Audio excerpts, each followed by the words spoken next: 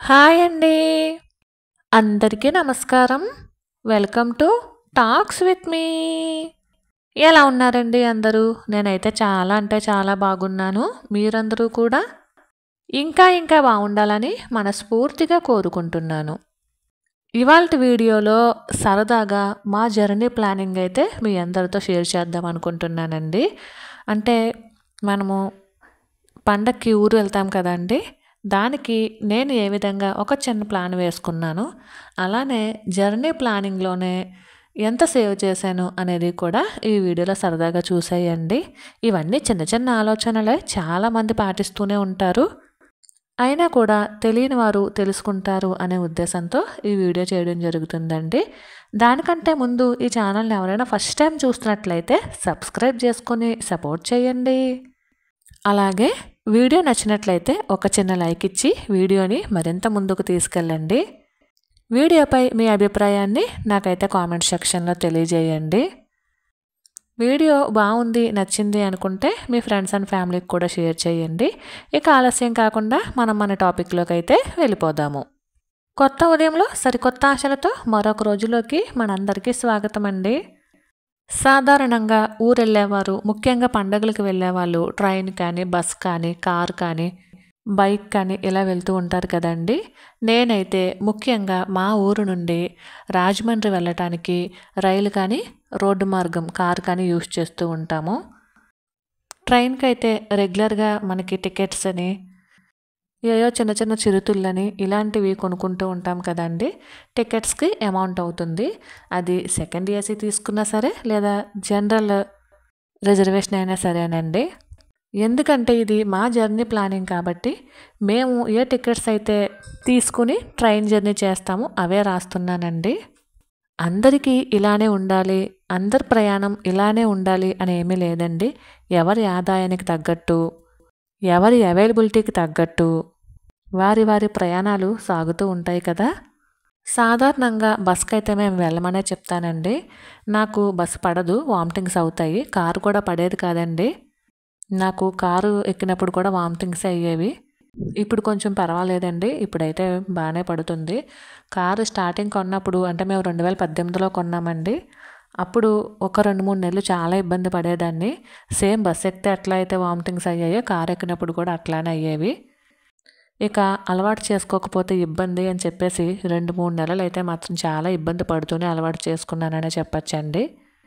ఇక ఇప్పుడు మేము ఈసారి కార్‌లో జర్నీ చేస్తున్నాం కాబట్టి కార్‌కి సరిపడగా ఎంత బడ్జెట్ ప్లాన్ వేసుకున్నాము అనేది మీ అందరితో షేర్ చేస్తున్నాను. మ్యాక్సిమం అందరూ కూడా ఇలానే చిన్న చిన్న ప్లానింగ్స్ వేసుకుంటూ ఉంటారండి. చాలామందికి తెలిసిన విషయమే. నేనైతే మొన్నటి వీడియోలో కూడా మీకు పోస్ట్ చేశాను కదండీ! పెట్రోల్‌కి 4000 తీస్తున్నాను అని చెప్పేసి. టిఫిన్స్ వచ్చేసి మేము మార్నింగ్ టిఫిన్ ఇంట్లోనే తినేసి బయలుదేరతాము. కాబట్టి టిఫిన్ బయట ఎక్కడ తినం కాబట్టి ఆ మనీని సేవ్ చేసినట్లు అవుతుంది.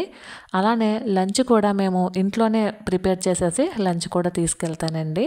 దానికి కూడా మేము అమౌంట్ అయితే ఎక్కడ కట్టట్లేదు కాబట్టి ఇక్కడ లంచ్ దగ్గర కూడా మనము కొంచెం మనీని సేవ్ చేసినట్లు అవుతుంది. అలానే స్నాక్స్ కానీ, ఫ్రూట్స్ కానీ ఇంట్లో ఉన్నవే ఆల్మోస్ట్ పట్టుకుని వెళ్తామండి జర్నీకైతేనే. మ్యాక్సిమం అవి సరిపోతాయి. ఒకవేళ సరిపోకపోతే ఏ బిస్కెట్ ప్యాకెట్ అయినా ఇలాంటివి తీసుకుంటామండి. ఇక వాటర్ అండి. వాటర్ కూడా కంపల్సరీ మేము ఇంటి నుండే తీసుకుని వెళ్తామండి. 5 లీటర్ల క్యాన్లు ఉన్నాయి. అవి 2 ఇంట్లోకి నింపుకొని 10 లీటర్లు అయితే తీసుకెళ్తాము. ఎందుకంటే పిల్లలతో నీళ్లు లేకపోతే చాలా ఇబ్బందండి. అలానే ఇంకొక 5 లీటర్ వాటర్ బాటిల్‌లోనొచ్చేసి మామూలు ట్యాప్ వాటర్ అయితే ఫిల్ చేసుకొని పట్టుకెళ్తామండి. హ్యాండ్స్ అది వాష్ చేసుకోవడానికి, ఫ్రూట్స్ అవి క్లీన్ చేసుకోవడానికి, లేదా మనం తిన్న ప్లేట్లు గానీ, గ్లాసులు గానీ చిన్న చిన్నవి క్లీన్ చేసుకోవడానికి ఉంటాయని చెప్పేసి నార్మల్ ట్యాప్ వాటర్ అయితే ఒక 5 లీటర్స్ అయితే పట్టుకెళ్తామండి. డిన్నర్ మాత్రం బయట చేస్తామండి. ఎందుకంటే జర్నీ అప్పుడు లంచ్, టిఫిను ఇంట్లోనే చేసి పెట్టుకెళ్ళినా కనీసం ఒక పూటైనా బయట తినకపోతే చిన్నబుచ్చుకుంటారు కదండీ పిల్లలు. పిల్లలనే కాదండి. మేము ఆల్మోస్ట్ ఇంటికి వెళ్ళేసరికి 7:30, 8:30 లేదా మధ్యలో విజయవాడ, ఏలూరు ఇలా బంధువులు ఉంటూ ఉంటారండి. ఎప్పుడైనా వాళ్ళ దగ్గర ఆగితే కనుక నైట్ 8:30, 9 కూడా అయిపోతుంది. ఆ టైంలో అమ్మమ్మ వాళ్ళని ఇబ్బంది పెట్టడం ఇష్టం లేక డిన్నర్ వరకు మాత్రం బయట ప్లాన్ చేసుకుందాం అనేసి ఒక 600 అయితే తీసుకున్నాము. ఎందుకంటే సాధారణంగా నైట్ టైం తక్కువే తింటాం కాబట్టి మ్యాక్సిమం టిఫిన్ వరకునే తింటాం కాబట్టి 600 అయితే తీసానండి. ఇక టోల్ గేట్స్కి వచ్చేసి 1200 నుంచి 1500 అయితే అవుతుందండి. ఇది మా వారే ఫాస్టాగ్ ఆల్రెడీ వాడుతూ ఉన్నారు కాబట్టి ఫాస్టాగ్‌లో మనీ అయితే వేసేస్తూ ఉంటారండి. ఈ టోల్ గేట్ల ఖర్చుకి నాకు ఇచ్చినటువంటి మనీకి సంబంధం లేదండి. అవి ఆయనే వేసుకుంటారు. ఇక ఈ జర్నీలో ఎక్కడ ఎంత సేవ్ చేశాను అనేది జస్ట్ ఒకసారి చిన్న ఐడియా రూపంలో మీకు షేర్ చేస్తున్నానండి. జర్నీకి మాకు టోటల్ ఖర్చు వచ్చేసి 5800 అయితే అవుతుందండి. పెట్రోల్‌కి గానీ, టోల్ గేట్స్‌కి గానీ, డిన్నర్‌కి గానీ వీటికి 5800 అయితే అవుతుంది. ఇక సేవింగ్స్ వచ్చేసి టిఫిన్స్ ముగ్గురికి 300 వేసుకున్నా, ఫుడ్ వచ్చేసి ఒక మీల్ వచ్చేసి రూ. 150 వేసుకున్నా రూ. 450 అవుతుందండి. స్నాక్స్‌కి 200 వేసుకున్నా, ఫ్రూట్స్‌కి 200 వేసుకున్నా, వాటర్ బాటిల్ ఒక బాటిల్ రూ. 20 చొప్పున మనకి 10 బాటిల్లు వేసుకున్నా కనీసం 200 అయితే అవుతుందండి. ఈ విధంగా కనుక కొద్దో గొప్పో ఏదో రూపాయికి రూపాయి తోడు అన్నట్టు సేవ్ చేసుకోగలిగితే మనము రూ. 1350 అయితే మనీని సేవ్ చేయొచ్చండి. నేనైతే ఈ విధంగానే ప్లాన్ చేసుకుంటూ ఉంటాను. ట్రైన్‌కి వెళ్తే ఇంకా తక్కువ అవ్వచ్చండి. కాకపోతే మాకు టికెట్స్ దొరకలేదు.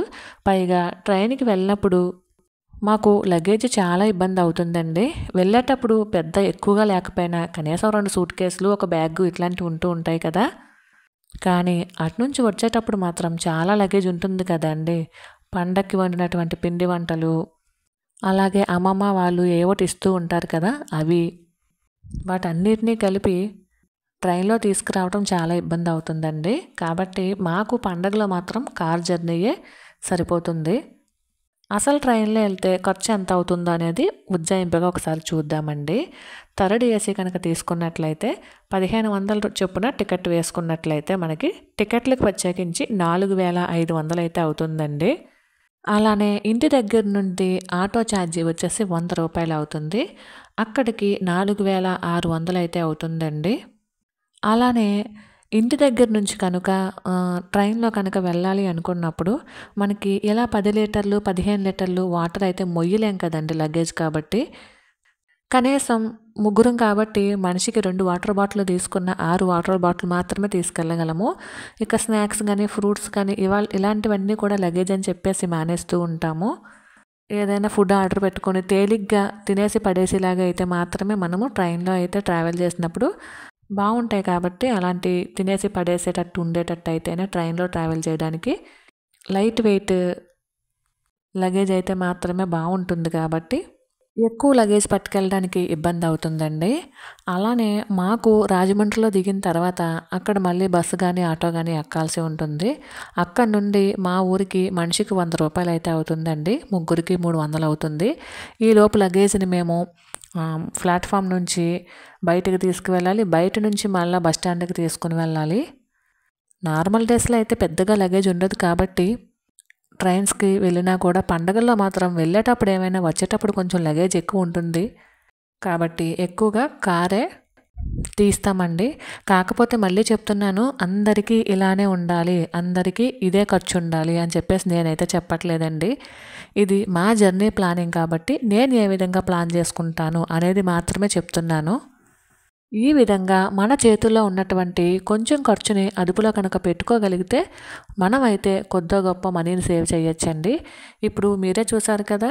లంచ్‌కి గానీ, స్నాక్స్‌కి గానీ, టిఫిన్‌కి గానీ, ఫ్రూట్స్‌కి గానీ, ముఖ్యంగా వాటర్ గానీ ఏది కూడా బయట తీసుకోకుండా ఇంటి నుండే కనుక తీసుకెళ్ళగలిగితే రూ. 1350 అయితే ఆదా చేసినట్టు అవుతుందండి. ఇటు మనం డిన్నర్ కూడా బయట తిన్నట్టే అవుతుంది. అలా అని చెప్పేసి మరీ పిసినిగా ఏమి ఉండమని చెప్పట్లేదండి. మనం అప్పుడప్పుడు బయట ఫుడ్ తిన్నా ఇలా చిన్న చిన్న ప్లానింగ్స్ వేసుకోవడం వలన ఆరోగ్యానికి ఆరోగ్యము ఉంటుంది, మనీకి మనీ కూడా మిగులుతుంది. మీరెవరైనా సరే మా ప్రయాణం ఎలా మొదలయ్యింది, మా జర్నీ విశేషాలు ఇలాంటివి ఏమైనా తెలుసుకోవాలి అనుకుంటే, జర్నీలో ఎంత ఖర్చు పెట్టామో ఇలాంటి విశేషాలు ఏమైనా తెలుసుకోవాలి అనుకుంటే పుష్యమి టాక్స్లో వీడియో అప్లోడ్ చేస్తానండి. ఎవరికైనా ఇంట్రెస్ట్ ఉంటే చూడండి. మరైతే ఇదేనండి వాళ్ళ వీడియో. ఈ వీడియో కనుక మీకు నచ్చినట్లయితే please like, share and subscribe. మరైతే ఉంటానండి. Thank you for watching. Bye.